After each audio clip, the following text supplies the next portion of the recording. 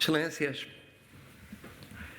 50 anos da SEDES bem merece a evocação de hoje e a homenagem aos determinados e pacientes fundadores de um polo essencial para a futura democracia portuguesa.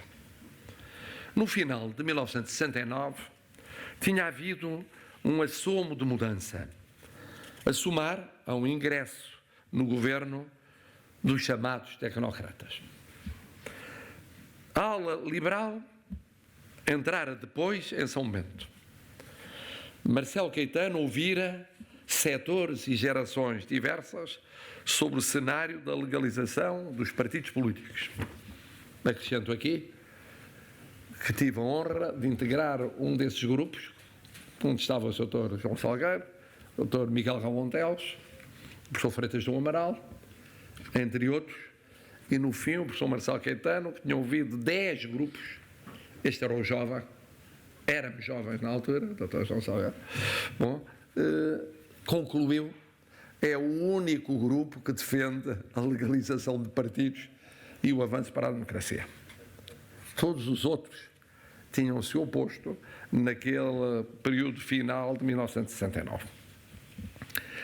A institucionalização das comissões eleitorais poderia ter sido um caminho. Elas tinham perdurado para além das eleições de 69, poderiam ser o embrião de realidades associativas quase partidárias.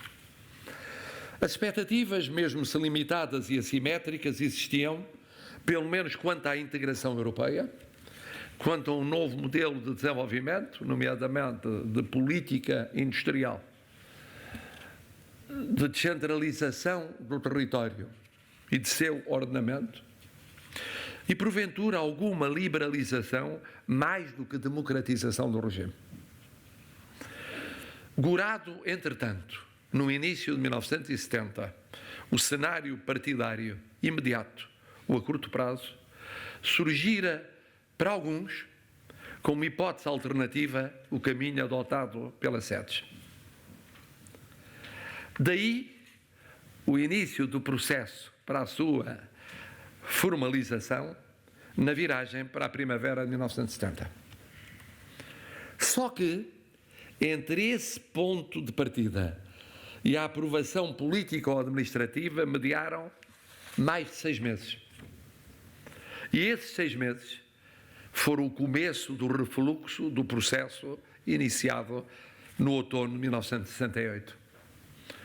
A substituição da União Nacional pela Ação Nacional Popular, repescagem parcial de um nome e de uma ideia de Marcelo Caetano da década de 40, acabou por não apontar para o embrião de um partido mais moderado e prospectivo.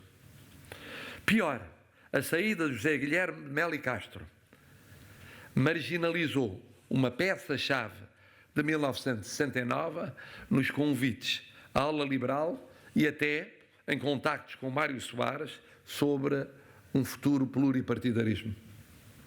Pior ainda, a trágica morte de José Pedro Pinto Leite, com outros colegas deputados, em acidente aéreo na Guiné, em julho desse ano, obrigou à substituição do líder da ala liberal e que era um elemento crucial no diálogo com Marcelo Caetano. A SEDES teria de esperar pelo aparecimento da Ação Nacional Popular. E esta surgiria bem mais à direita e não duraria muito tempo até Tomás Oliveira Dias, da ala liberal, se afastar da sua direção. Entretanto, Francisco Sá Carneiro, o novo líder da ala liberal, endureceria o relacionamento com Marcelo Caetano. Tudo isto e muito mais fez com que a SEDES penasse meses a fio e se afirmasse em contexto cada vez mais difícil porque mais fechado. Com 1971, em fechamento progressivo, a culminar na lei de imprensa e na frustrante revisão constitucional. Com 1972, a marginalizar os chamados tecnocratas e a reconduzir o Presidente da República. Com 1973, a selar a saída de São Bento da liderança da ala liberal, com Francisco Sá Carneiro e João Pedro Miller Guerra em natural posição de relevo. Apesar desse processo aceleradamente adverso, durante estes agitados anos do termo do marcelismo, a SEDES resistiu, alargou-se, diversificou-se, renovou-se, acabando em 1972 e 1973 por assumir posições cada vez mais politicamente decisivas. Relembro ainda em 72 o debate sobre Portugal e a Europa.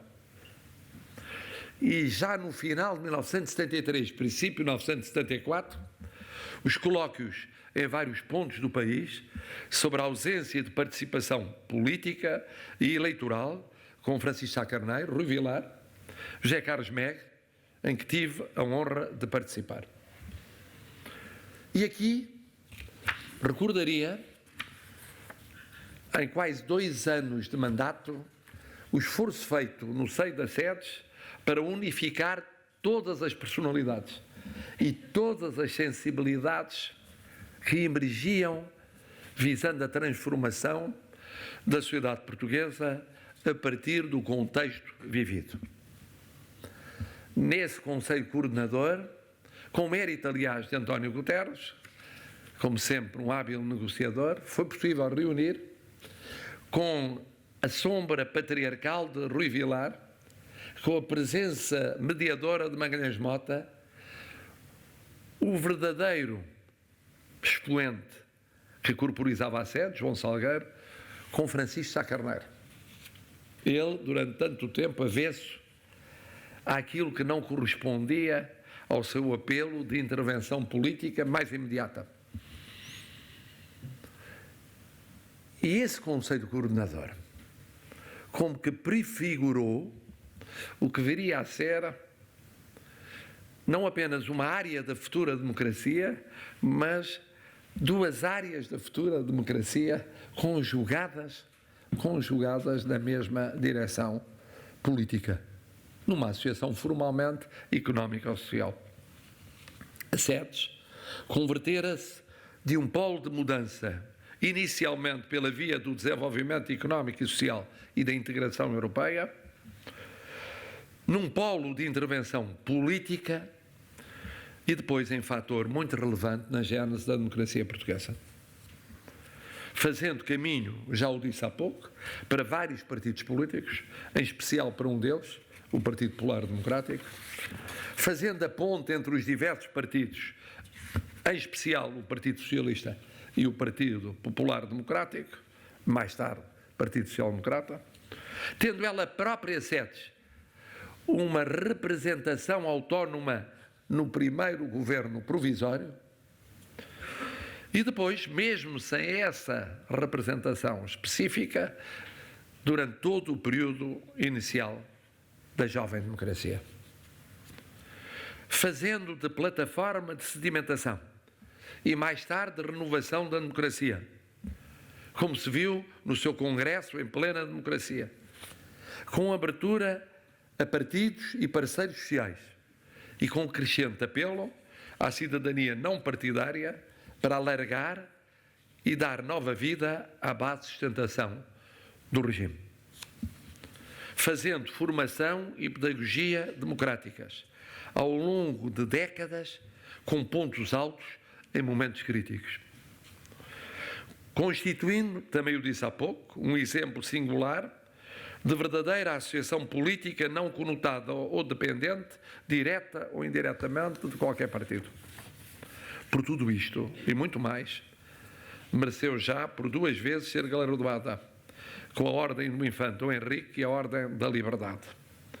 No momento em que atinge meio século, e aqui não podemos deixar de evocar no dia de hoje, de forma especial entre os seus múltiplos